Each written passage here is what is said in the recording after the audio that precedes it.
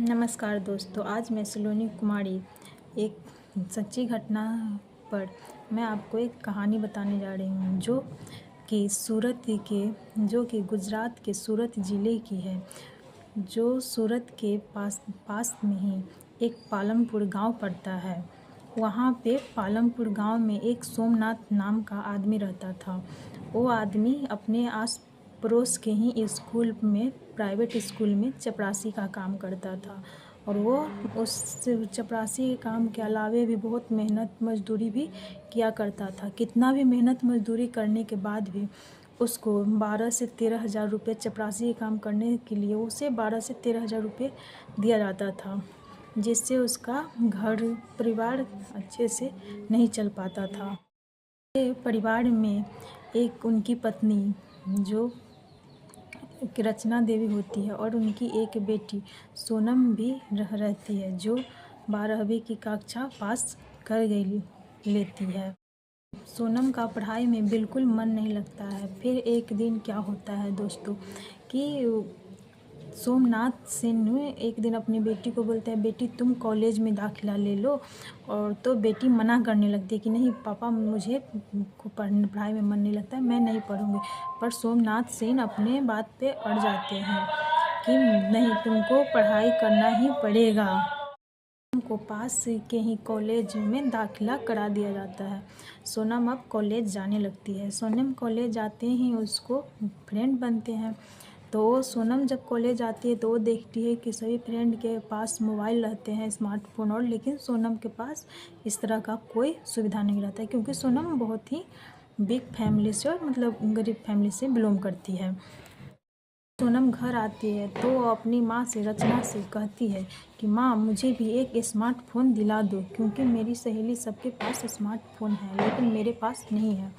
तो उसकी माँ को भी ये बात अच्छी लगती है कि अगर कहीं भी लेट हो जाता है तो मैं तुम्हें कॉल कर सकती हूँ और तुम्हें बता सकती हूँ, लेकिन नहीं, मोबाइल रहने की वजह से मैं नहीं होती हूँ। उसकी माँ को तो ये बात अच्छी लगती है, लेकिन वो फिर ये सोचने लगती है कि उसके पापा का तो इतना कम वेतन है कि वो मोबाइल और कैसे व्यवस्था कर पाएगी। वो ये बात सोचने लगती है कि क्या और कैसे करे। अब रचना अपनी बेटी को समझाने लगती है कि तुम्हारे पापा का पैसा, वेतन बहुत कम है, कि हम कैसे मैनेज करेंगे, कि इसलिए कि मोबाइल फ़ोन नहीं होगा। फिर भी वो रचना अपनी बेटी को तसल्ली देने के लिए सोनम को कहती है कि ठीक है, पापा को आज शाम को आने दो, फिर हम बात करेंगे। सोमनाथ सिंह भी करीब 4 बजे के करीब वो भी घर आ जाता है। तो आते ही उसकी माँ बोलती है कि देखो बेटी मेरी कॉलेज जाती है, कि हो सके तो ये इसको भी एक फ़ोन खरीद कर दे देते हैं। सोमनाथ सिंह ने यह बात अपनी पत्नी को सोमनाथ अपनी पत्नी को कहता है कि तुम्हें तो सब कुछ पता है कि मेरा महीना 12 से 13 हज़ार है, इससे मैं अपनी बेटी को पढ़ाई करवाऊँ या फिर मैं उसको मोबाइल ख़रीद कर दूँ, क्या करें हम। वो कुछ नहीं समझ में आता। फिर पत्नी बोलती है कि हो सकता है तो एक पुराना ही मोबाइल ले दो। अब बेटी भी ये बात सोनम भी सुन लेती है। वो सोनम वहीं पे रहती है। अब सोनम भी जिद करने लगती है कि हाँ, मुझे मोबाइल पुराना ही खरीद कर दे दो, लेकिन मुझे मोबाइल दो। और बेटी इस बात पे बिल्कुल अड़ जाती है कि नहीं, मुझे मोबाइल चाहिए। सोमनाथ को भी मन में ये बात होने लगता है कि एक ही बेटी है और वो भी एकलौती है, कि एक फ़ोन खरीद ही देते हैं। वहीं पे पास के में एक दुकान होता है मोबाइल का। तो सोमनाथ करीबन 7 बजे के करीबन वो जाता है दुकान पे। दुकान पे एक लड़का रहता है और वहाँ से एक पुराना स्मार्टफोन 3500 में ख़रीद के घर ले आता है और वो मोबाइल अपनी बेटी को दे देता है। अब उसकी बेटी इस फ़ोन लेकर बहुत ही खुश होती है, क्योंकि उसके पास वो कभी मोबाइल रखी ही नहीं थी। उस मोबाइल को लेकर वो बहुत खुश हो जाती है। उसकी माँ, उसके पापा भी फ़ोन देकर बहुत खुश हो जाते हैं सोनम को, और उसकी माँ रचना देवी भी बहुत खुश हो जाती है। लेकिन आगे क्या होने वाला था इस फ़ोन को लेकर किसी को पता नहीं था। यही फ़ोन घातक बन जाता है। पुराना फ़ोन होने के कारण, पुरानी बैटरी थी जिससे वो काफ़ी देर तक चार्ज हुआ करता था। और वो कॉलेज जाती थी, सोनम कॉलेज जाती थी, कॉलेज से आती थी तो पूरा दिन ही वो मोबाइल में ही लगी रहती थी, पूरा दिन मोबाइल में लगा रहना है, लगे रहती।